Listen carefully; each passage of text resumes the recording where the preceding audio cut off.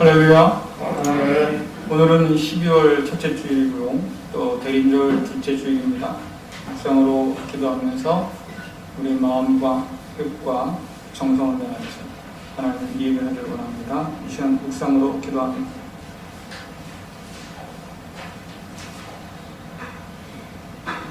여호와여, 주의 도를 내게 보이시고 주의 길을 내게 가르치소서. 주의 진리로 나를 지도하시고 교훈하소서. 주는 내 구원의 하나님이시니 내가 종일 주를 기다리나이다. 아멘.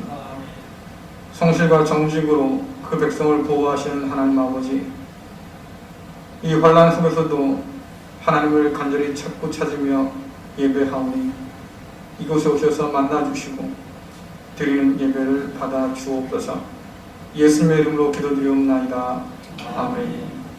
함께 사도신경으로 신앙을 하시겠습니다. 저는 항상 천지를 만드신 하나님 아버지를 내가 믿사오며 그 외아들 우리 주 예수 그리스도를 믿사오니 이는 성령으로 잉태하사 동정녀 마리아에게 나시고 동료 빌라도에게 고난을 받으사 십자가에 못 박혀 죽으시고 장사한 지 사흘 만에 죽은 자 가운데서 살아나시며 하늘에 오르사 전능하신 하나님 우편에 앉아 계시다가 저리로서 산자와 죽은 자를 심판하러 오시리라. 성령을 믿사오며 거룩한 공예와 성도와 서로 교통하는 것과 죄를 사하여 주는 것과 몸이 다시 사는 것과 영원히 사는 것을 믿사옵나이다. 아멘.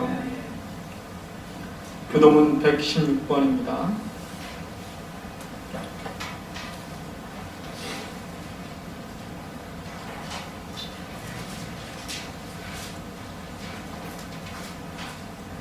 함께 교독하겠습니다.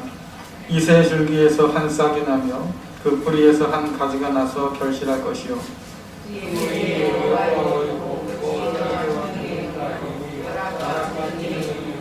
지식과 여호와를 경외하는 영이 강림하시리니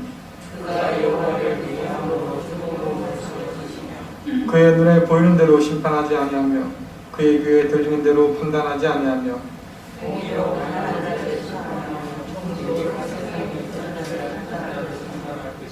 그의 입에 막대기로 세상을 치며 그의 입술의 기운으로 악인을 죽일 것이며 공의로 그를 머리띠를 삼으며 성실로 그의 몸을 길을 삼으리라. 그때 이리가 어린 양과 함께 살며 표범이 어린 염소와 함께 누우며 소가 어린 사자와 선진 짐승이 함께 있어 그 아이에게 꿀 암소와 곰이 함께 먹으며 그것들의 새끼가 함께 엎드리며 사자가 소처럼 풀을 먹을 것이며 젊은 아이가 독사의 구멍에서 장난하며 저택의 아이가 독사의 꿈이 이룰 것이라. 내 거룩한 산 모든 곳에서 해됨도 없고 상함도 없을 것이니 이는 물이 바다를 같이 바다를 많은 지식이 하늘에 충분할 것이니라. 그날에 이새의 뿌리에서 한 싹이 나서 만민의 기치로 설 것이요 멸망이 그에게로 돌아오리니 그가 거룩한 걸 영원하리라. 아멘. 다 함께 찬송가 104장 부르시겠습니다.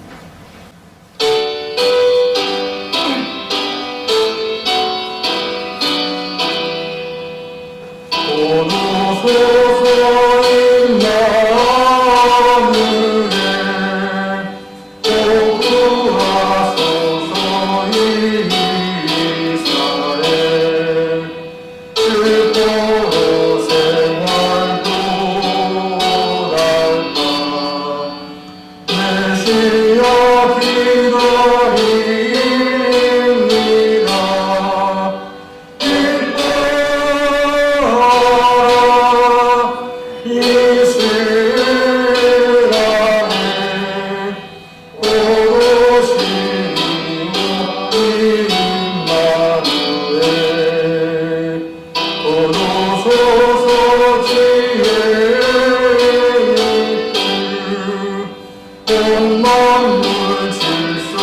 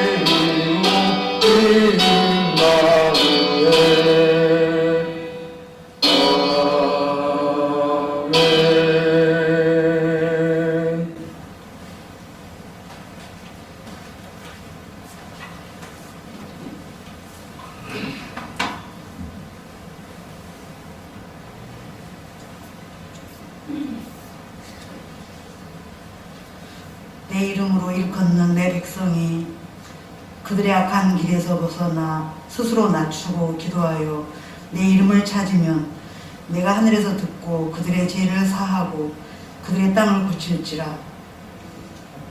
전능하신 여호와 아버지 하나님, 죄 중에 방황하며 녹록지 못한 세상살이에 힘겨웠던 저희들에게 다시 또 회개하며 기도하는 본을 보여주시며 주님의 십자가 보혈로 우리의 죄 다 용서해 주시고 골간 몸과 마음 배워 예배드릴 수 있도록 인도해 주심에 감사드립니다.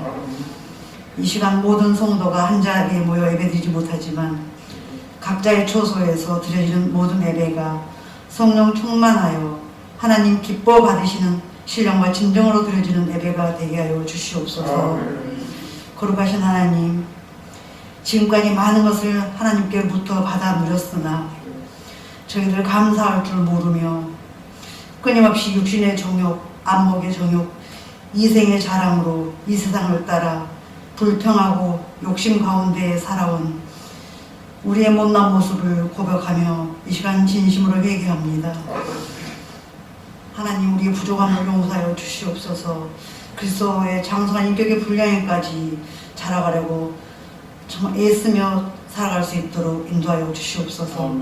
하나님, 코로나19로 저희가 당연시하던 모든 일상을 멈추게 하시고 저희의 죄된 모습과 연약함을 깨닫게 하시어 저희의 살 길은 오직 저희의 소망이요 구원이신 주님만 붙잡을 수 있도록 은혜해 주시옵소서.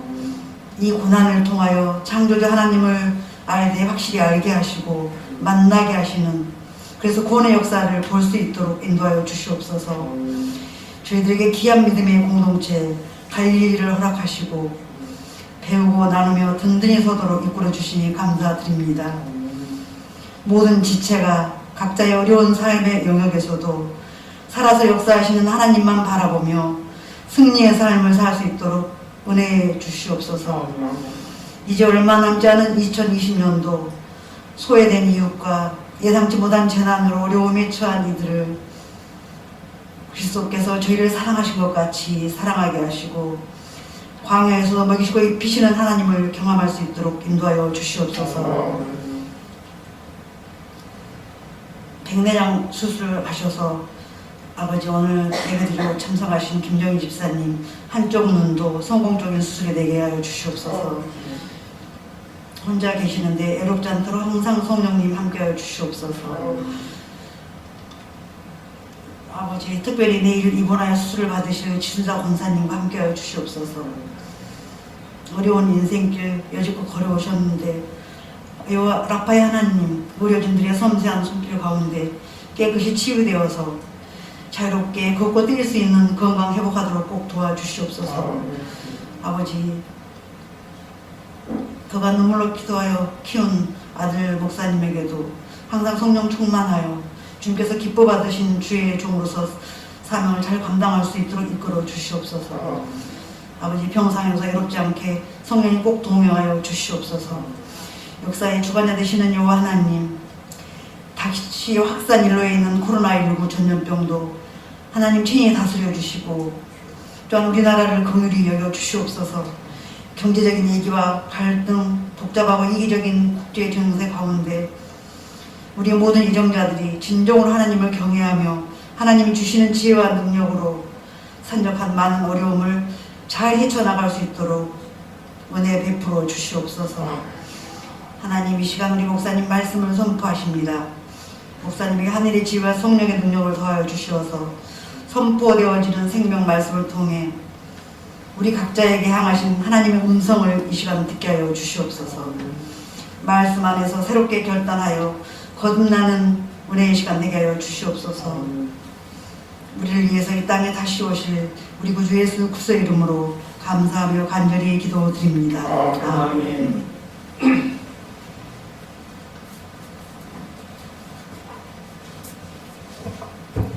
모두 자리에서 일어나셔서 이 시간 하나님이 주신 말씀을 듣겠습니다.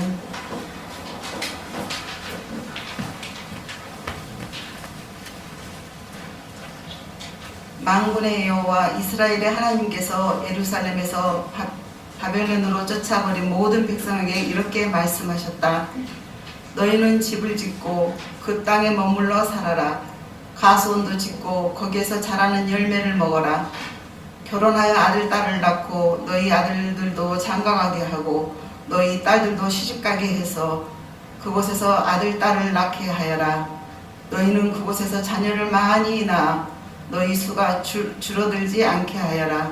그리고 내가 너희를 쫓아보낸 그 성에 평안이 임하도록 기도하고 너희가 살고 있는 성을 위해 여호와께 기도하여라. 그 성이 평안해야 너희도 평안할 것이다. 아멘. 이 말씀 따라 사는 동안 지치지 않게 하시고 이 말씀 따라 사는 동안 주님 나라 이루소서.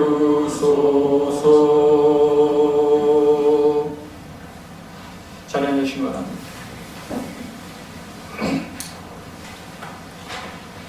할렐루야. 아멘. 2020년을 이제 한 달 남겨둔 때입니다. 또 한편으로는 불안과 두려움이 증가하는 때지요. 그러나 이런 때에 용기를 내셔서 하나님께 예배하러 나오신 여러분들 모두를 환영합니다. 우리 함께 인사 나누겠습니다. 사랑합니다. 축복합니다. 잘 됩니다. 사랑합니다. 축복합니다. 잘 됩니다. 네, 한 번 더 인사 나눌까요? 우리는 살아 있습니다. 우리는 살아 있습니다. 참 어려운 것 같아요. 미국에서도 많은 사람들이 지금 목숨을 잃고 있고 또 세계 곳곳에서 코로나가 아주 난리가 아닌데 그래도 그 모든 어려움 가운데도 우리는 아직 살아 있습니다. 그것만으로도 우리에게는 소망이 있는 것이요. 함께 인사 나눕니다. 주님께서는 반드시 오십니다. 주님께서는 반드시 오십니다. 네, 대인절을 맞이하고 있고 또 우리가 주님을 기다리는 그런 때입니다. 반드시 오실 테니까 여러분 마음 흔들지 마시고 주님 의지하면서 살아갈 수 있기를 간절히 축원합니다. 요즘 우리나라 K-팝이 세계적으로 인기죠. BTS라고 하나요? 방탄소년단?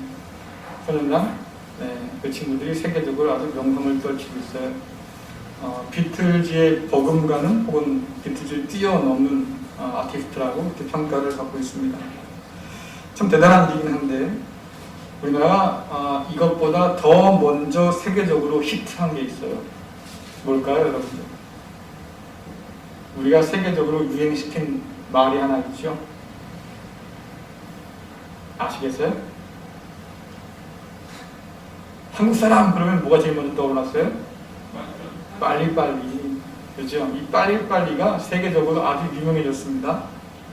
그런데 이 빨리빨리라는 말을 곰곰이 생각해 보면 사실 우리의 애환이 담겨 있어요.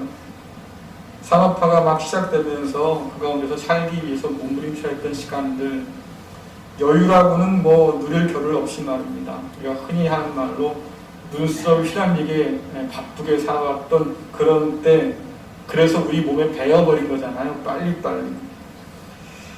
그래서 이것이 어느덧 우리나라의 어떤 성격이나 아니면 국민성을 상징하는 그런 단어가 되어버렸어요. 빨리빨리.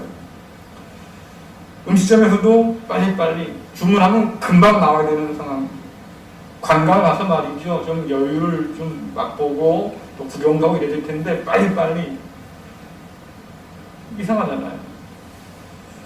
밥을 먹어도 말입니다. 우리는 빨리빨리. 의사들이 그렇게 꼭꼭 씹어 드세요. 오래 씹어야 됩니다. 밥은 천천히 드셔야 돼요. 그렇게 말해도 빨리빨리. 그래서 이 빨리빨리라는 말은 기다림과는 좀 거리가 먼 말이죠. 근데 이게 한국의 전매 특허였는데 말이죠. 이제는 세계가 이 빨리빨리 따라요. 그렇죠? 그래서 이 세계는 지금 기다림을 모르는 조급 중에 시달리고 있습니다. 사람들은 이제 막간 광고 15초를 기다리지 못해요. 요즘 드라마도 중간중간 끊어서 광고 보이잖아요. 근데 제가 이렇게 가만히 보니까 한 30초 정도 광고하더라고요. 두 편이에요. 한 편당 15초씩이니까. 근데 어떤 사람들이 이거를 못 견뎌 하는 거죠. 그러니까 아예 이 리모컨을 들고 있다가 광고 시작하면 돌리기 바빠요. 조급해지는 거예요. 그 시간을 못 견뎌서. 자, 더 큰 문제가 뭐냐면 광고하는 사람도 머리가 없는 사람들이 아니잖아요. 그러니까 이 사람들의 눈을 사로잡으려고 하면 더 빨리 광고를 더 빠르게 장면을 바꿔야겠다. 그래서 마치 영화처럼 광고를 찍어야죠. 그래서 광고 한 편당 촬영 기간도 굉장히 많이 들어가기도 하고, 어쨌든 빨리빨리 익숙한 사람들의 마음을 잡기 위해서 광고도 이렇게 변한다 그 말입니다. 모두가 이 빠름을 경쟁하면서 시간을 단축하려고 애를 써요. 빠른 게 좋은 거야 라고 하는 그런 믿음이 사람들 사이에서 팽배하죠. 세상이 더 빠르게 변할수록 기다림이 점점 더 찾아보기 힘든 그런 미덕이 되고 있습니다. 제게 오랜 그 컴퓨터 노트북이 하나 낡은 게 있는데요. 한번 키면 세워라 내워라요. 이게 언제 부품돼서 언제 이걸 칠 수 있을까 한참을 기다려야 돼요. 그래서 속으로 이걸 바꿔야 되나 이 생각을 하다가도 문득 그런 생각을 해봅니다. 모든 게 다 빠른 게 좋다고 하는 시대에 그래도 이거라도 있으니까 내가 좀 여유를 찾지 않을까, 기다림을 좀 갖지 않을까, 이런 생각도 해봐요. 기다림을 죄악으로 여기는 세상인데 여러분 생각해보면 기다림은 이 시대에도 여전히 가치가 있어요. 저와 여러분은 부모님들의 인내와 기다림 덕분에 성장해서 지금 살고 있는 거잖아요. 밥을 한 끼 맛있게 먹으려고 하는 말입니다. 밥이 뜸을 잘 들여야 돼요. 그때까지 기다려야 되잖아요. 기다림을 그 어느 때보다 싫어하는 세상이지만, 그러나 세상 곳곳에든 또 우리의 삶은 여전히 기다림으로 이어지고 채워지고 있습니다. 약속도 마찬가지 아니겠습니까? 약속하면 기다림이 필수예요. 기다리지 못하는 약속은 결국 파기되고 말이죠. 군에 간 친구들이 늘 불안에 떠는 게 뭐예요? 여자친구가 약속을 어기고 고무신 꺾어시는가 봐. 그치? 제대의 날짜를 기다리지 못해서 그 사이에 마음이 변할까 봐 그게 걱정인 거예요. 저희 큰아들이 하사관으로 제대했거든요. 그래서 이제 병을 마치고 하사 생활하는데 병사들 관리하잖아요. 토요일 날 이제 교회에 와서 예배를 드리고 주일날 집에 와서 이따가 주일날 예배를 드리고 돌아가는데 전화가 왔어요. 난리 났다고 부대에. 그래서 뭔 얘기인가 하고 뛰어가봤더니만 한 얘기가 병사 나가 말이죠. 여자친구랑 헤어진다고 자살하려고 난리가 났던 거예요. 뭐 이런 일도 벌어져요. 기다리지 못해서 일어나는 일들이잖아요. 성경은 온통 이런 기다림을 요구하는 약속들로 가득합니다. 하나님께서 약속한 것을 맛보려고 하면 그 약속한 날까지 어떻게 됩니까? 기다려야 돼요. 그러니까 믿음에 있어서 기다림은 필수인 거죠. 자, 문제는 하나님의 약속이 언제나 우리가 보기에는 더뎌요. 아니, 어느 천년에 이 약속이 이루어지겠냐 그 말이에요. 하나님께서 말씀하시고 말입니다. 우리가 좀 기다리고 있는데 도대체 언제 이것이 이루어질까? 마음이 조급한 거예요. 그래서 참기 어려운 사람이 참 많습니다. 문제는 이것이 오늘날 시대만이 아니라 초대교회 때에도 그런 사람들이 있었어요. 여러분들 그런 사람들이 베드로가 권면하죠. 베드로후서 3장 8절도 9절 말씀 주거도 있고 화면도 있습니다. 같이 읽겠습니다. 시작. 그러나 사랑하는 여러분, 이 한 가지만은 잊지 마십시오. 주님께는 하루가 천년 같고 천년이 하루와도 같습니다. 우리 주님은 하시기로 약속하신 것을 뒤로 미루시는 분이 아닙니다. 어떤 사람들은 더디다고 생각할지도 모릅니다. 그러나 이것은 하나님께서 우리를 위해 오래 참으시기 때문입니다. 하나님께서는 한 사람이라도 멸망치 않고 모두 회개하고 돌아오기를 바라고 계십니다. 아멘. 누구도 기다려요? 하나님도 기다려요. 저와 여러분만 참고 기다리고 있는 것이 아니라 하나님께서도 지금 말씀 보니까 오래 참고 기다리고 있습니다. 마치 신랑과 신부가 결혼 날짜 잡고 말입니다. 결혼 날짜를 지금 기다리는 것 똑같아요. 그날이 다가오고 있습니다. 신랑도 기다리고 신부도 기다리고 있는 거죠. 기다림이 클수록 하루가 천년 같고 천년이 하루 같잖아요. 야곱이 첫째 부인을 얻었는데 원치 않은 부인을 얻었잖아요. 자기는 라헬을 더 사랑하는데 언니 레아를 얻게 됐어요. 장인어른이 말하죠. 나를 위해 더 일해주면 내가 라헬도 내 아내를 주겠다. 그날 한마디의 말입니다. 야곱이 일을 하기 시작하는데 몇 년을 일해도 그것을 수년처럼 여겼다 그랬어요. 무슨 말이에요? 그러니까 몇 년이라도 그냥 수일처럼 짧게 생각했다고 말이죠. 기다림이 크니까 그날이 확 지나갔다. 이런 표현이 되기도 하겠고. 다른 면을 생각한다고 하면 여러분들 왜 그러지 않습니까? 너무너무 기다림이 크면 불과 얼마 안 남은 시간도 너무 길게 느껴지는 거예요. 빨리 갔으면 좋겠다. 왜 빨리 안 오는 거야? 그렇잖아요. 보통 여러분들 치킨을 주문해 놓고 나서 기다립니다. 근데 너무너무 먹고 싶은 사람들은 어떻게 해요? 30분 어떻게 기다려? 그렇죠.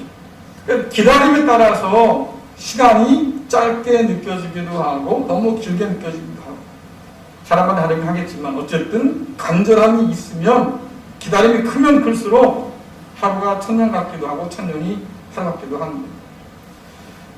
그 모든 시간 가운데 하나님도 말씀해 보니까 여전히 일하고 계시고 저와 여러분도 각자의 자리에서 각자의 방법으로 이 날을 지금 기다리면서 채워가고 있는 것이죠. 우리가 주님의 약속을 기다리면서 어떻게 살아갈까? 저는 그렇게 정리해 봤습니다. 먹고 기도하고 기다리자. 먹고 기도하고 기다리자. 이게 오늘 주님 말씀에도 성경 말씀에도 기록되어 있어요. 오늘이 대림절 두 번째 주일인데요. 오늘 우리는 예레미야의 말씀을 통해서 하나님의 뜻을 생각해 보고자 합니다. 예레미야는 남유다에서 활동하던 예언자죠. 예레미야가 활동하던 그 시대에는 진실한 예언자들이 환영받지 못했던 시대예요. 사람들이 자기가 원하는 소리만 해주기를 원했던, 그래서 하나님의 음성에는 별로 관심이 없었던 그런 시대죠. 그래서 예언자들이 핍박당하고 배척당했던 시대. 예레미야는 다르지 않아서 감옥에 갇히기도 하고 말입니다. 매를 맞게 됐던 그런 시대예요. 어떻게 하나님 백성이 이럴 수 있을까 생각하겠지만 여러분들 하나님의 말씀을 들을 귀가 없는 사람들은 하나님의 예언자들을 핍박하고 심지어 죽이기도 했습니다. 예레미야가 사람들에게 미움받던 이유가 있죠. 유다가 우상 숭배와 또 불의를 버리지 않아서 하나님께서 바벨론 손에 이 유다를 넘겨주겠다고 하셨어요. 다시 말씀드리면 너희들은 바벨론 손에 망할 것이다. 듣기 싫은 거죠. 우리가 왜 망해? 예언자라고 하면, 하나님의 예언자라고 하면, 더군다나 우리를 위한다고 하면 잘 되라고 축복해줘야지 왜 망하고 고사를 지내고 있어? 사람들이 믿기 싫어하는 거죠. 자, 그러나 사람들이 믿던 믿지 않던 관계없이 하나님 말씀은 이루어집니다. 그래서 바벨론에 의해서 남유다가 망해요. 그들이 자랑하던 예루살렘 성벽 다 무너졌습니다. 그들이 자랑하던 성전 불타고 약탈 나고 말았어요. 그리고 예루살렘의 많은 사람들이 바벨론으로 포로로 끌려갔어요. 여러분, 바벨론이라고 하는 이 낯선 땅에 포로로 끌려왔습니다. 유다 백성들이 뭘 생각했을까요? 뭘 느꼈겠어요? 여러분들 기분 좋게 말입니다. 다른 나라로 여행 갑니다. 여행 가가지고 하루 이틀 지나면 어떤 생각이 먼저 들어요? 네? 여행도 좋긴 좋은데 어디가 제일 좋아요? 집이 제일 좋다. 빨리 집에 가면 좋겠다.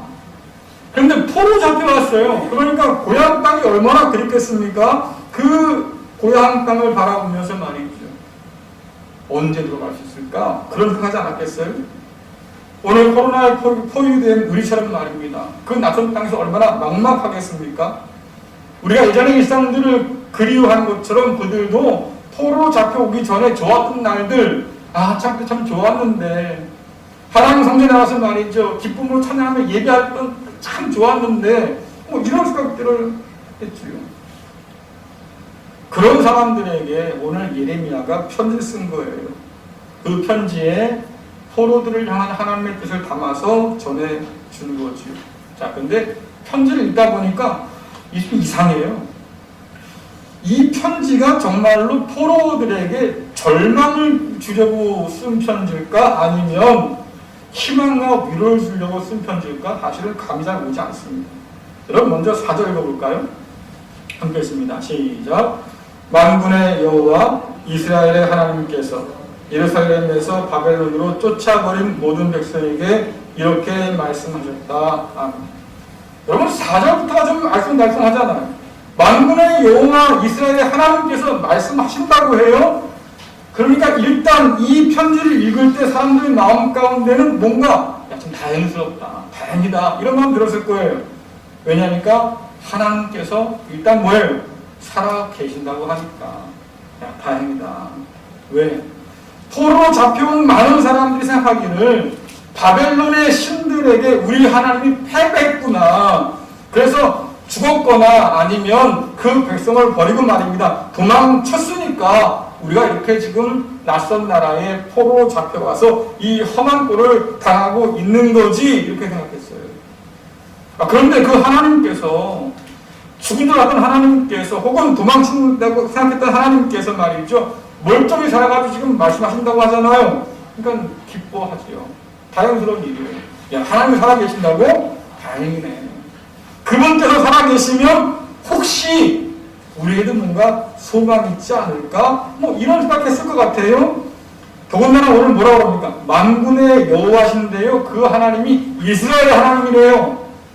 그렇지, 우리 하나님이시지. 그분이 살아계신다니까 그럼 뭔가 소망이 생기겠지.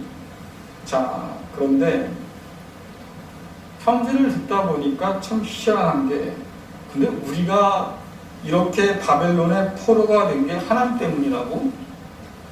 하나님께서 예루살렘에서 바벨론으로 우리를 쫓아내버렸다고? 황당한 일이에요. 하나님께서 바벨론의 이달을 넘겨서 말입니다. 지금 우리가 포로가 되고 이 험한 것을 당하고 있는 중이래요. 자, 그것도 참 기가 찰 노릇인데 기절초풍할 말을 지금 꺼내놓습니다. 여러분 5절부터 6절 말씀 읽어볼까요? 함께 했습니다. 시작. 너희는 집을 짓고 그 땅에 머물러 살아라. 가수원도 짓고 거기서 자라는 열매를 먹어라. 결혼할 아들을 딸을 낳고 너희 아들들도 장가가게 하고 너희 딸들도 시집가게 해서 그곳에서 아들 딸을 낳게 하여라. 너희는 그곳에서 자녀를 많이 낳아 너희 수가 줄어들지 않게 하여라. 아멘. 이 하나님 말씀을 단 한마디로 정리하면 이겁니다. 장기전에 대비해라. 장기전에 대비해라. 무슨 말씀입니까? 집을 짓고 과수원도 짓고 결혼도 하고 자녀도 낳고 그 자녀가 또 결혼해서 살아라 그 말. 여러분 이 말 속에는 어떤 의미가 담겨있냐면 너희들이 포로로 잡혀왔는데 거짓 예언자들이 말하는 것처럼 이 포로 생활이 말이죠 1년 2년 안에 끝날 게 아니다. 오래오래 될 테니까 지금부터 장기전에 대비해서 집도 짓고 과수원도 사고 말이죠. 결혼도 하고 자녀도 낳고 손주까지 보면서 이렇게 살라 그 말이에요. 적어도 3대에 걸친 포로 생활이라 그 말이에요. 여러분 유다 백성들이 말이죠. 잠시 외국 여행 나온 게 아니에요. 며칠만 끝날 캠핑이나 아니면 급기 훈련 무슨 체험학습하러 나온 게 아니라 그 말이에요. 무려 3대가 70년 동안 낯선 타국에서 포로로 살아야 하는 얘기지요. 여러분 10절 말씀 읽어볼까요? 함께 했습니다. 시작. 여호와께서 이렇게 말씀하셨다. 70년 동안은 바빌로니아가 강한 나라가 될 것이다. 그 기간이 지난 뒤에 내가 너희를 찾아가 예루살렘으로 데려오겠다고 한 내 약속을 지키겠다. 아멘. 여러분 지난 1일날 12월 1일날 말이죠. 통계청이 발표를 했어요. 우리나라 기대 수명이 얼마나 될까? 여러분들 남자 평균 기대 수명이 몇 살인 줄 아세요? 우리나라 남자들 평균 기대 수명 80.3세. 여자는요? 네? 여자는요? 남자는 한 80대 산다고 그래요. 여자는요? 기뻐하세요? 86.3세. 남자보다 여자가 몇 년 더 살아요? 특별한 병 없으면 적어도 6년은 더 살아요. 그러니까 오래 사신 분들이 좀 잘해주세요, 남자들한테. 나보다 적게 사는 사람한테 잘해주셔야 돼요. 불쌍하잖아요. 자, 그런데 여러분들, 예레미야가 살던 당시의 평균 수명은요, 우리의 평균 수명의 절반도 못 미쳤어요. 제가 얼마 전에 읽은 책에 의하면 로마 시대, 다시 말해서 예수님 당시의 그 로마 시대, 그때 사람들의 평균 수명이 몇 살이었냐면 34살에 6살. 그러니까 사람이 살다가 34살에 6살이 죽는 거예요. 우리는 지금 뭐 보통 60 아이고 아직도 멀었네 그러잖아요. 그렇죠? 70 넘으면 이제 좀 살만하겠네 그러잖아요. 80 넘어가야 아유 좀 사셨네요 이렇게 사람이 생각한단 말이에요. 근데 그 당시에는 40만 돼도 아이고 오래 살았네. 그럼 여러분 생각해 보세요. 70년 동안 포로 생활해요. 그러면 지금 포로로 잡혀온 사람들 또 그들이 바벨론에서 벽에서 나온 그 자녀들은 말입니다. 고향 땅 밟을 수가 없는 거예요. 그냥 거기서 죽는다고 생각하면 되는 거죠. 지금에는 내가 돌아갈 수만 있다고 하면 죽어도 여한이 없을 것 같아요. 뭐 이럴 만한 일인데 하나님 말씀하십니다. 꿈 깨라. 죽어서도 너는 들어갈 수 없다. 너부터 시작해서 너희 손자 때까지 바벨론에서 포로 생활을 할 거야. 여러분들 얼마나 절망스럽겠어요. 그래서 고민되잖아요. 그 긴 70년의 세월을 어떻게 보내야 될까? 이 바벨론에서. 하나님께서 말씀해 주시는 거예요. 그래, 그래도 살아야 돼. 그래도 살아야 돼. 바벨론에서 70년을 너희들이 포로 생활할 텐데 그래도 살아야 돼. 하나님 어떻게 삽니까? 집 지어. 과선도 짓고 말이지 결혼해서 자녀도 낳아. 그 자녀가 말이죠. 결혼해서 또 손자가 날 때까지 살아. 포로된 그곳에서 너희들은 계속 살아가야 돼. 절망하지 말고 주저앉지 말고 말이죠. 그래도 살기 위해서 몸부림쳐라 그 말이에요. 여러분 이 하나님 말씀을 듣다 보면 광야 40년의 생각이 나요. 모세의 인도로 애국을 나와서 이스라엘 백성들이 가나안 무토까지 갔습니다. 그런데 다시 뺏겼잖아요. 다시 광야로 들어가서 40년을 무려 떠돌아야 됐습니다. 이유가 뭘까요? 하나님 믿지 못해서요. 불평과 원망을 일삼았기 때문이에요. 출애굽에서 나온 그 사람들이 결국은 가나안 땅에 한 명도 들어가지 못하도록 하나님은 40년을 광야에서 돌렸어요. 그 광야에서 태어난 아이들이 자라서 약속의 땅에 들어간 거죠. 자, 그러면 광야를 걷던 이 출애굽 1세대, 너희들은 그 땅을 맛보지 못할까 했던 그 세대, 자, 그 사람들은 어떻게 살았을까? 야, 이거 가봐야 결국 우린 가나안 땅 못 가. 그냥 가지 말고 그냥 우리끼리 살자. 딴 데 가지 뭐 이러지 않았다 그 말이에요. 그 40년 동안 그들은 광야를 걸었어요. 떠도는 그 40년 동안 말입니다. 그들이 한 일이 뭡니까? 텐트 치고 아침에 일어나서 만나 모아서 음식 만들어 먹이고 자녀를 낳았습니다. 그리고 그곳에서 하나님을 예배하는 법을 배웠어요. 그 자녀들에게 하나님을 경외하는 법을 가르쳤어요. 그게 광야의 일상이에요. 포로들에게 바벨론은 죽기 전에 벗어날 수 없는 광야 같은 곳이지만 하나님 말씀하십니다. 그곳에서 너희들의 삶은 지속될 광야에서 다음 세대가 태어나서 약속을 이어갔던 것처럼 바벨론에서도 다음 세대가 태어나서 이 약속들을 이어가야 할 거야. 하나님 말씀이죠. 1세대의 소망이 2세대로 또 3세대로 전해지는 거 여러분 그 쉬운 거 아니에요. 그렇죠? 쉽지 않습니다. 하지만 포기해서도 안 될 일. 하나님께서 말씀하시죠. 70년을 너희가 살 텐데 집을 짓고 밭을 사서 농사를 짓고 그리고 자녀를 키워서 살아라. 여러분, 오늘날 교회를 가리켜서 세상에 포로되는 교회라고 말합니다. 우리는 다시 오신다고 하는 주님의 약속을 붙들고 바벨론과 다름없는 이 세상을 지금 살고 있는 거지. 반드시 오신다는 주님의 약속을 바라보면서 믿음의 선배들의 삶을 마감했어요.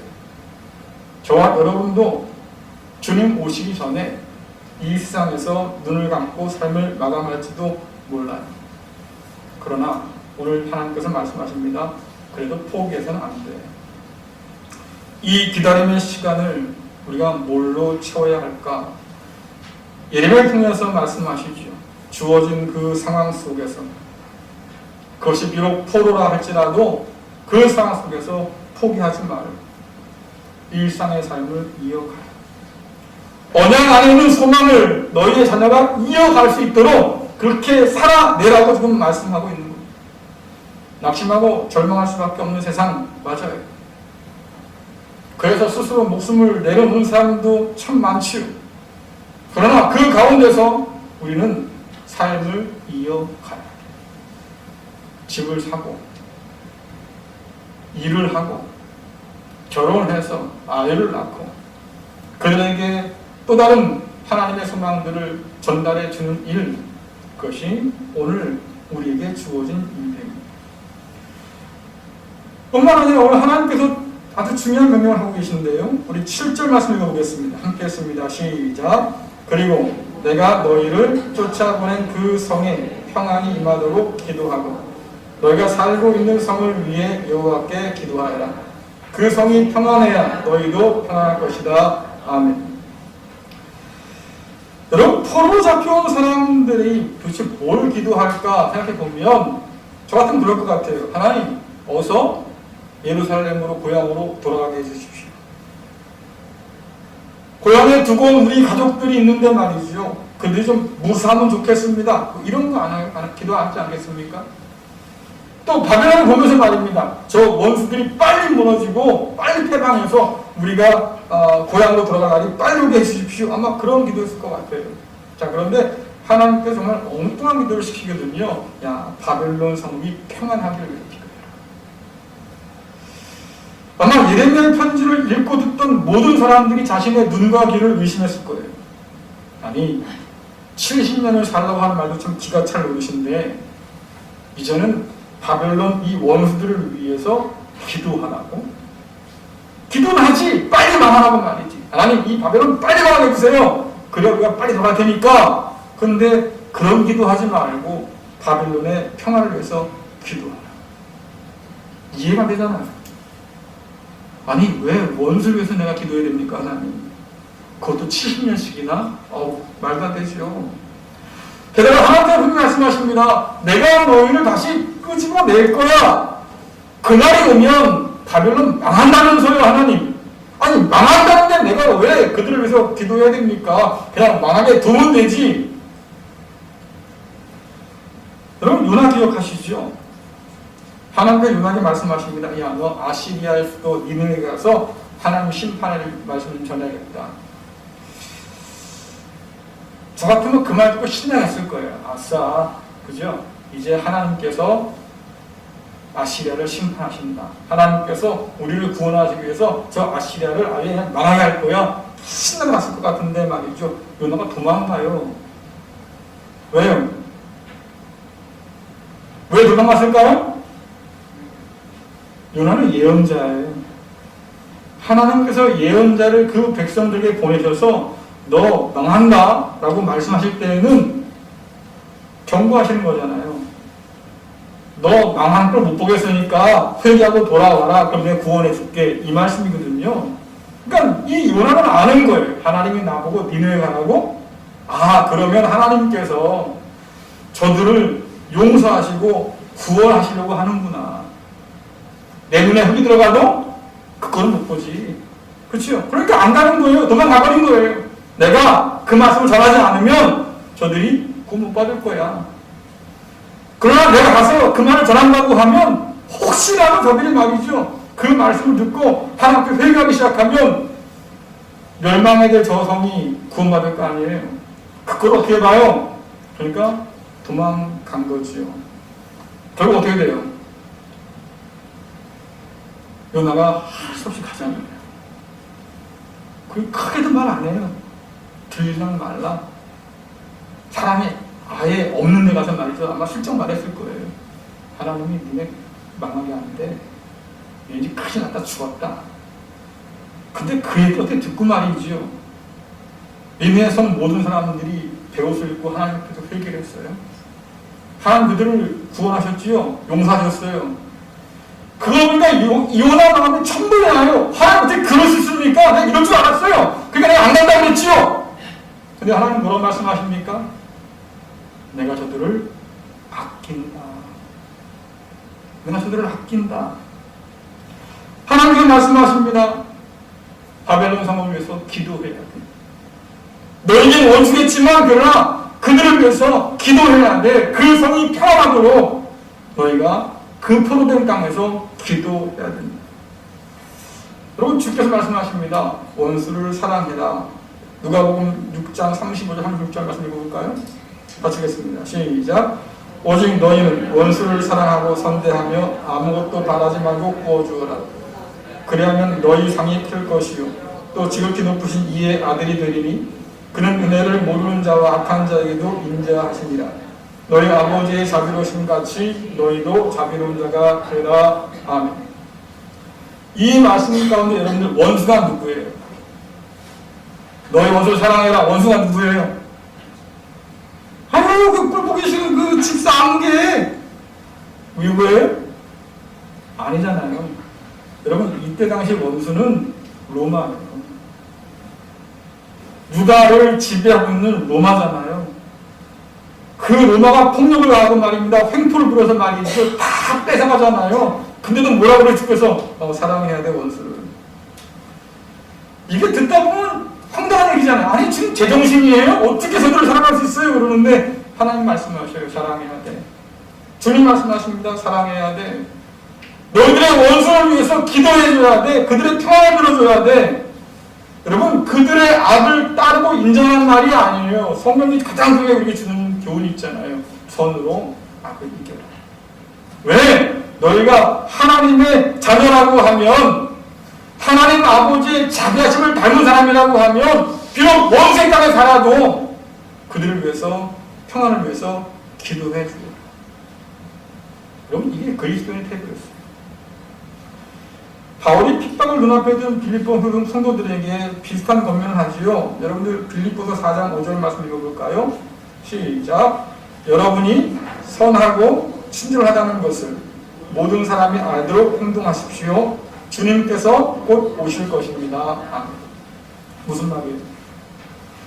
주님의 오심을 기다리는 이 소망을 가진 사람들은 핍박이 다가오는 상황 속에서 심지어 너희를 핍박하는 사람들에게도 뭐라는 거예요? 선하고 친절하게 대해주고. 왜? 아버지의 자비하심을 닮아서. 내가 그들을 아낀다 했던 그 하나님의 마음을 받아서 그들을 위해서 기도해 주오라 이렇게 말씀하시죠. 포로된 상황 속에서 우리가 해야 될 일, 주님 이게 상황 언제 나와요? 빨리 나와도 말입니다. 주님 나라고 빨리 오면 좋겠어요. 이게 아니고요. 하나님 진노 중에라도 우리를 긍휼히 주십시오. 이 땅을 고쳐주십시오. 이 땅을 평화롭게 해주십시오. 코로나 지금 난리가 났잖아요. 저마다 말입니다. 자기 먼저 살겠다고 말이죠. 난리가 났는데 우리도 더군다나 그럴 게 아니라 하나님 이 세상을 붙들어 주십시오. 코로나로 지친 이 세상 가운데 소망을 입혀 주십시오. 그 기도해야 할 삶이 오늘 저와 여러분에게 있다고 하는 거죠. 이 말씀을 좀 더 깊숙하게 보면 바벨론을 위해서 기도하는 말은요 더 깊은 뜻이 담겨져 있어요. 여러분 바벨론에 사로잡혀온 사람들은 유다 백성만이 아니잖아요. 바벨론은 주변 나라를 다 쳐서 정복하고 그 가운데 있는 사람들을 사로잡아 왔습니다.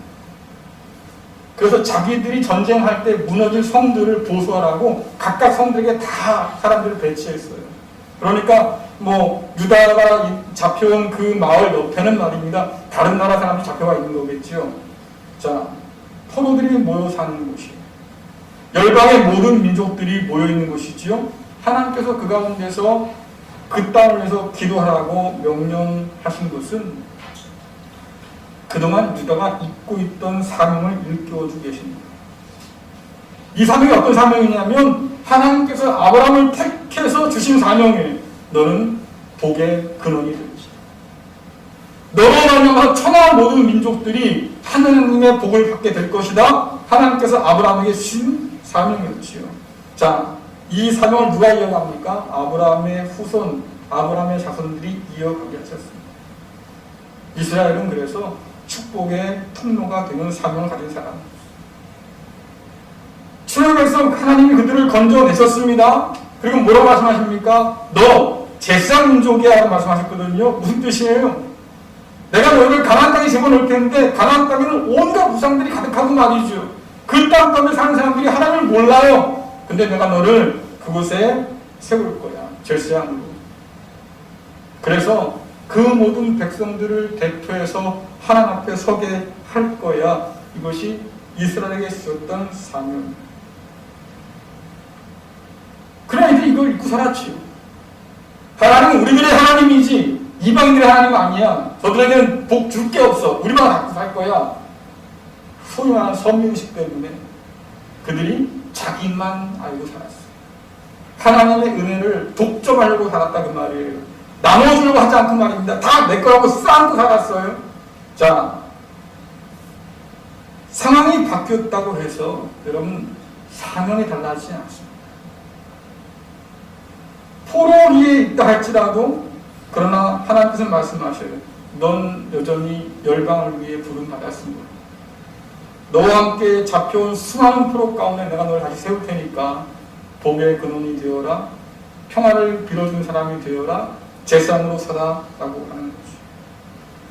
하나님께서는 유다 백성들이 자신의 정체성과 사명을 잊고 감당하지 않는 것, 이것을 보길 원치 않는 거예요. 핑계댈 수 있지요. 하나님, 내가 지금 포로 잡혀와 있는데 내가 이런 사명을 감당하는 상황이 되지 않는데 자꾸 나한테 이러십니까?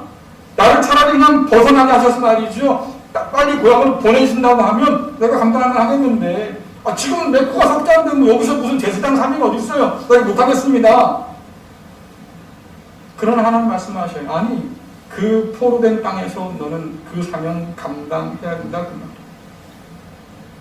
하나님의 샬롬을 전쟁 가운데 지친 모든 사람들에게 선포해 주어라. 내가 너에게 준 그 모든 복들을 그들이 누릴 수 있도록 어디서요? 포로된 그 땅에서 그 사명을 감당하라고 하신 말씀이죠. 저와 여러분 다를까요? 주님께서 세상에 저와 여러분을 남겨주실 때, 교회를 세우시고 제자를 남겨주실 때에 이미 주님께서는 알고 계셨어요. 너희가 세상에서 포로된 채로 살게 될 거야. 일대 가운데 양 같을 거야. 믿음으로 살기가 쉽지 않을 거야. 사람들이 나 때문에 너희를 욕하고 말이죠. 핍박하고 그럴 거야. 그걸 아시는데도 말입니다. 우리를 남겨뒀습니까 하나님? 우리가 이 일상 가운데서 받을 핍박들, 조롱들 말이죠. 그 고난들 그걸 다 알면서 말이죠. 우리를 왜 여기 남겨두셨습니까? 여러분, 우리 하나님은요, 그 아들이 십자가에 못 박힌 것을 알고도 보내십니다. 왜요? 사명이 있습니까? 감당할 일이 있었습니까? 마찬가지 아니겠어요? 주님께서 다 아시면서도 우리를 남겨두신 이유가 뭡니까? 너희가 감당할 일이 있다는 거예요. 세상에 포로된 우리는 두려움에 떨어요. 불안한 몸소리를 치지요. 바벨론 포로처럼 말입니다. 막막함과 절망을 안고 살아요. 그 세상에 살면서 길을 쓰고 살잖아요. 집을 얻으려고 애를 쓰고 일자리를 찾고 말입니다. 결혼해서 가정도 꾸리고 자녀도 낳고 정말 열심히 살아요. 이러한 일상이 잘못되는 게 아니잖아요. 그 일상 속에서 우리가 하나님을 자꾸 잊어간다고 하는 것. 저와 여러분이 주신 사명이 무엇인지를 도통 관심 두지 않는다고 하는 것, 이게 문제겠죠. 세상을 사는 것에만 그렇게 몰두하다가 세상을 향해서 우리가 감당할 사명을 잊어버리고 있는 거지요. 그건 우리를 하나님께서 이 말씀 다시 한번 일깨워주는 거예요. 어떤 사람들은 그래요. 아니, 이 세상 어차피 망한다면서, 하나님의 심판 아래 놓여 있다면서, 왕이신 하나님께서 새하늘과 새 땅을 가지고 이 땅에 오신다고 할 때 이 세상에서 다 무너진다면서, 근데 우리가 왜 기도해야 됩니까? 망하도록 두면 되지, 우리만 구원받으면 되지요. 근데 이렇게 우리가 우리 구원에 너무 취해서 말입니다. 또는 세상에 사는 것에 너무 몰두하다가 말이죠. 세상을 향한 우리의 사명을 잊게 되면 우리는 유다의 경고를 받을 수밖에 없어요. 네가 반드시 망하리라. 두려움이잖아요. 하나님께서 우리만 사랑해. 아니잖아요. 하나님은 너희를 통해서 세상을 사랑하고 계셔라고 우리가 말을 해야 될 텐데, 아니, 하나님 세상을 사랑하면 우리만 사랑해. 하나님을 잊고 말입니다. 율법을 잊어버리고 말씀을 잊어버리고 말이죠. 세상 사람과 다르지 않게 살았던 유대 사람들 결국 망했잖아요. 우리는 떡으로만 사는 사람들이 아니에요. 떡이 필요 없는 사람들이 아니라 떡이 필요한 사람들이지만, 그러나 떡만으로 살 수 없는 사람들이니까 성경에 말하지 않습니까? 하나님의 입으로 나오는 말씀을 사는다. 그러면 오늘 하나님께서 우리에게 말씀해 주시는 것이, 포로된 세상에 살면서 너희가 누구인지 잊지 마라. 그리스도 예수 안에서 부름받은 우리는 아브라함의 후손이지요. 제사장의 사명을 이어갑니다. 하나님의 거룩한 백성이라고 그래요. 무슨 뜻일까요? 천하 만민이 누릴 그 복의 유통자예요. 세상의 평안을 위해서 하나님 앞에 서서 기도하는 제사장이지요. 이것이 저와 여러분들을 오늘 이 땅에 남겨두신 이유예요. 오늘 우리가 어떤 모습 서 있을까요? 흐르는 강을 막아선 댐처럼 말입니다. 하나님의 흐르는 그 복을 말이죠. 막고 있지 않습니까? 교회가 혐오와 차별의 세상 속에서 평화를 일구고 평화를 위해 기도하는 대신에 편을 가르고 갈등을 부추기고 오히려 차별하는데 혐오하는데 앞장서고 있지는 않는가 하는 거지요. 정말 우리가 이 세상의 평화를 위해서 기도하며 일하고 있느냐. 그 어느 때보다도 죽음의 문화가 거센 세상 속에서 평화를 구하는 일이 참 중요할 때인데, 주께서 말씀하시잖아요. 평화를 위해서 일하는 사람들은 하나님의 자녀다. 우리가 하나님의 자녀로 부름받았다고 하면 따라오는 사명이 있는 거지요. 그 은혜 가운데서 복의 유통자로서 세상의 평화를 위해서 애쓰고 기도하고 일해라. 포로된 세상 속에서 똑같이 여러분 절망하지 마세요. 다음 세대가 소망을 이어갈 수 있도록 우리가 믿음 안에서 삶을 살아가야겠죠. 그리스도 예수를 통해서 화해하신 하나님의 평화가 우리를 통해서 세상 가운데 전달되어야 하겠습니까? 이 말씀을 읽다 보면 좀 너무하다는 생각이 들어요. 아무 다 좋은 얘기인데 하나님, 너무 우리를 극한 상황에 몰아넣은 거 아닙니까? 그리고 강당에 힘든 짐을 짊어지고 말이죠. 강당에 네! 이렇게 말씀하신 거 아니에요? 우리도 힘들고 지치고 있는데, 이 세상살이 포로 생활이 너무 힘든데, 이런 우리에게 말이지요. 어떻게 이렇게 무거운 짐을 맡겨주십니까? 그런데 여러분들 흔히 하는 것처럼 우리나라 말은 어떻게 봐야 돼요? 끝까지 들어봐야 되잖아요. 근데 하나님 말씀도 끝까지 들어봐야 돼요. 여러분 11절부터 14절 말씀 같이 읽겠습니다. 시작. 너희를 위해 세운 나의 계획을 내가 알고 있으니 내가 너희에게 재앙이 아닌 희망이 넘치는 미래를 주려 한다. 너희가 내 이름을 부르고 내게 와서 기도하면 내가 너희의 기도를 들어주겠다. 너희가 온전한 마음으로 나를 찾고 찾으면 나를 만날 것이다. 내가 너희를 만나주겠다. 나 여호와의 말이다. 그리고 내가 너희를 포로 상태에서 풀어주겠다. 너희를 쫓아보낸 세상의 모든 나라에서 너희를 모아 다시 이곳으로 데려오겠다. 나 여호와의 말이다. 아멘. 이 말씀은 실로 포로된 사람들에게는 놀라운 말씀입니다. 왜 놀랍냐면 믿기 어렵기 때문이죠. 나라도 망하고 성전도 불타버렸습니다. 그것도 모자라서 지금 남의 나라에 와서 말이죠. 비참하게 포로로 끌려와 있어요. 그런데 이게 재앙이 아니라고요. 오히려 희망이 넘치는 미래가 있다고요. 여러분, 이 말씀을 우리가 어떻게 믿을 수 있겠어요? 자, 그런데 하나님 말씀하셔요. 다 내게는 뭐가 있어요? 계획이 있다. 너희를 향한 계획을 누가 압니까? 아무도 몰라. 나밖에 몰라. 왜? 내가 세운 계획이니까. 하나님께서 세우신 계획이니까. 근데 우리가 볼 때는 말입니다. 하나님 그거 이상하지 않습니까? 너무 힘들어요 그러는데 하나님 말씀하셔요. 이게 다 너희를 위한 것이고 너에게 좋은 거야. 우리는 눈앞에 펼쳐진 현실을 보면서 미래를 판단해요. 그러나 믿음이라고 하는 것은 약속된 미래를 통해서 오늘을 보는 거지요. 비록 오늘은 우리가 포로 살지만 하나님 분명히 약속하십니다. 내일은 너희가 자유를 받을 것이다. 지금 우리는 하나님 어떻게 이룰 수 있습니까? 너무 힘들어요 라고 말하지만 약속 안에서 하나님 말씀하십니다. 그것이 내게 복이 될 것이다. 여러분, 그것을 바라보는 게 믿음이에요. 믿기 않는 이 현실 가운데서 주신 하나님의 그 약속들을 바라보는 것, 그리고 붙드는 것, 여러분 그게 믿음이에요. 우리는 다시 오시리라고 약속하신 주님의 약속을 붙들고 지금까지 서 있는 사람들이에요. 세상 여전히 한 치 앞도 알 수 없는 불안한 시대입니다. 하나님 약속을 믿느니 차라리 말입니다. 눈앞에 집착을 잡는 게 더 믿음직해 보여요. 그런 시대잖아요. 그러나 하나님은 여기에 저와 여러분만 그냥 놔두신 게 아니에요. 하나님은 이곳까지 찾아오셔서 말씀하십니다. 나를 찾아라. 내가 만나줄게.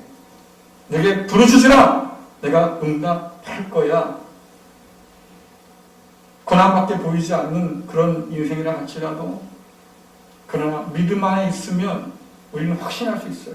아, 우리는 고난 가운데 있는 것이 아니라 하나님의 더 좋은 계획 안에 살고 있구나.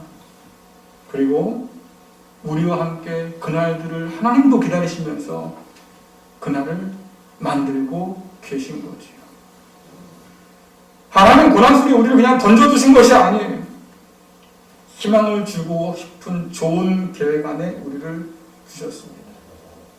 그 하나님을 찾고 찾으면 만나 주셔요. 약속한 그날이 오도록 반드시 이루어 가셔요. 저와 여러 사람들이 이것을 확신할 수 없을 만큼 비참할지라도 그러나 이 하나님 약속은 절대적으로 변함이 없어요. 다시 오신다고 했던 주님 약속 바라보던 바울이 마음껏에 굉장히 놀라운 고백을 하지요. 여러분 빌립보서 1장 6절 또 데살로니가 후서 3장 3절 말씀 같이 읽어보겠습니다. 시작. 하나님께서는 여러분 안에서 선한 일을 시작하셨습니다. 그분은 끊임없이 일하고 계시므로 예수 그리스도께서 오시는 마지막 그날에 그 모든 선한 일을 확실히 완성하실 것입니다. 그러나 주님은 신실하신 분이시기에 여러분에게 힘이 되시며 여러분을 악한 자로부터 지켜주실 것입니다. 아멘. 사랑하는 성도 여러분, 하나님과 함께 약속의 날을 기다리면서 오늘을 살아낼 수 있기를 간절히 바랍니다. 약속 안에서 허락된 우리의 소망이 여기서 끝나는 것이 아니라 우리의 자녀 세대에게 이어질 수 있도록 여러분 살아갈 수 있기를 간절히 바랍니다. 축복의 통로로 제사장으로서 세상의 평화를 위해 기도하는 이 사명 우리가 믿음으로 감당하기를 간절히 응원합니다. 하나님께서 약속하신 그 모든 날이 이루어지기까지 저와 여러분의 삶은 이곳에서 계속되어야 돼요. 우리를 불러주신 그 소명도 이곳에서 계속되어야겠죠. 그럼 우리를 하나님 약속하십니다. 내가 너와 함께해서 끝까지 지켜줄 거야. 고난 속에 있지만, 세상의 프로로 살고 있지만, 그러나 우리는 여전히 하나님의 좋은 계획 안에 그분의 변함없는 돌보신 아래 있습니다. 이 은혜가 저와 여러분과 함께 할 수 있기를 간절히 축원합니다. 기도하겠습니다. 그리스도 예수 안에서 만물과 화해하신 하나님 아버지, 평화의 복음 안에서 우리를 자녀 삼아 주시고 평화를 위해서 기도하게 하며 살게 하시니 참 감사드립니다. 전쟁과 죽음의 세상 속에서 화해의 일꾼으로 살게 하여 주셔서 하늘의 복을 세상과 나누는 복된 삶 되게 하여 주옵소서. 주님 다시 오실 그날까지 인내하면서 마땅히 살아가야 할 모습으로 살기를 간절히 원합니다. 하나님의 좋은 계획 안에 있음을 굳게 믿게 하여 주셔서 책임 있게 삶을 감당케 하시고 또한 주신 사명 따라서 주님과 세상을 섬길 수 있도록 인도하여 주옵소서. 예수님의 이름으로 기도드리옵나이다. 아멘. 찬송가 407장입니다. 407장 부르시면서 예물 드리겠습니다.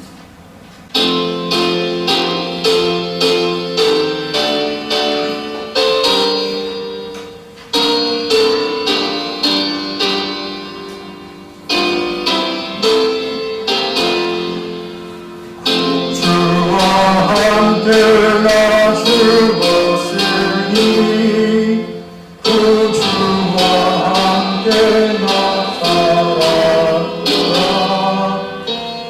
영광의 그날이 이르도록 언제나 주만 알아봅니다. 언제나 주는 날 언제나 새 생명 주시나니 영광의 그날이 이르도록 언제나 주만 알아봅니다. 마음속에 시험을 받을 때와 무거운 근심이 있을 때는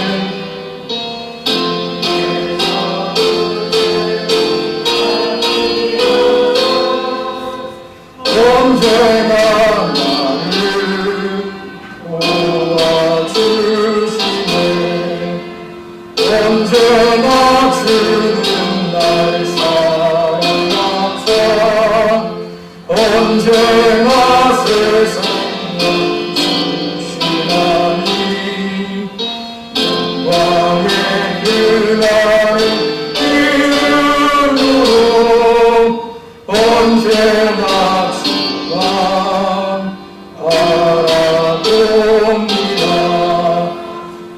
아픈 눈물을 흘릴 때와 쓰라린 마음으로 안식할 때 주께서 그때는 다치어서 언제나 나를 생각하시니 언제나 주는 날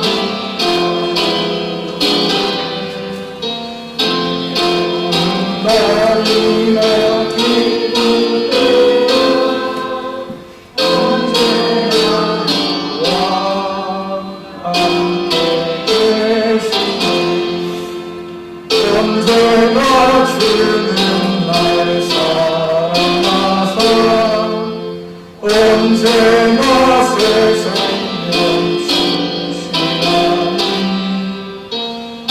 영광의 그날을 기르고 언제나 주만 바라봅니다. 아멘.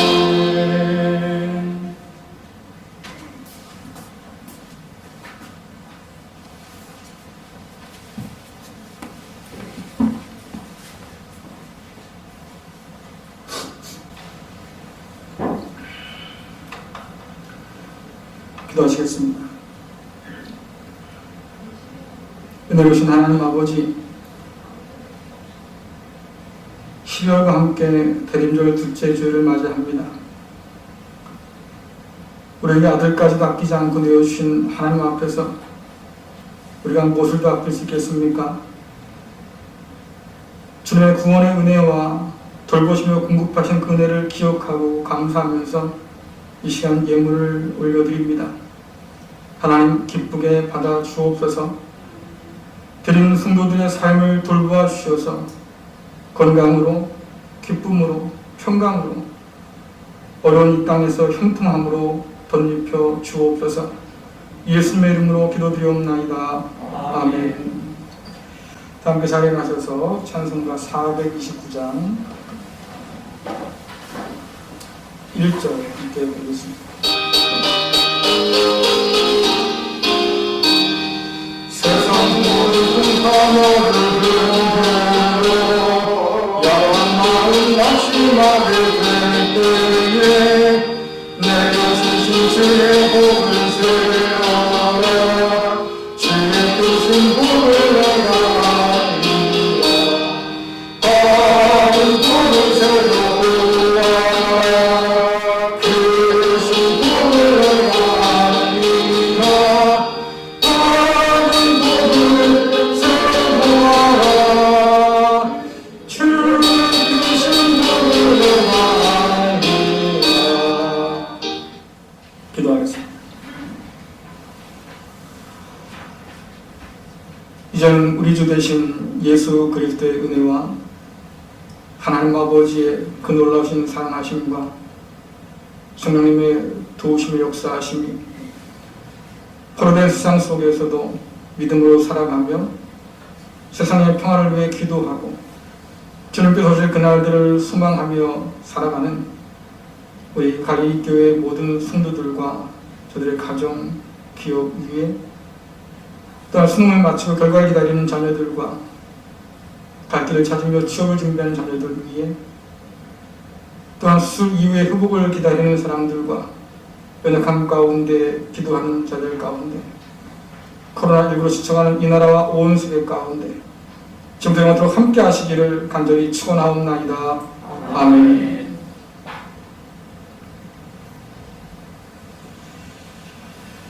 네, 마치겠습니다. 생일 축하 기도 제가 할 텐데요. 오늘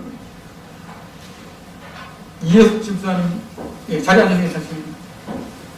예, 잠깐 일어나주십시오. 자, 우리 잠깐 기도하고 마치겠습니다. 은혜로우신 하나님 아버지, 우리 사랑하는 귀한 집사님 이제 생일을 이달에 맞이합니다. 이 땅끝에 함께 우리에게 보내주셔서 같이 믿음 생활하게 하시고 또 건강에 살아갈 수 있도록 인도하시고 도우심을 참 감사합니다. 남은 모든 삶이 하나님께 기쁨 되도록 인도하여 주시고 더욱 강건토록 인도하여 주시고 매일매일 주와 함께 동행하는 복 있는 삶 될 수 있도록 주여 도와주옵소서. 함께하지 못하지만 생일을 맞이하는 최성 집사님, 또 리안이, 찬이, 또 윤성 집사님 어디 있든 간에 주님 안에서 형통케 하시고 늘 하나님의 기쁨으로 살아가는 은혜를 덧입혀 주옵소서. 예수님의 이름으로 간절히 기도드리옵나이다. 아멘. 함께 축하를 부탁드리겠습니다. 네, 감사합니다. 마치겠습니다.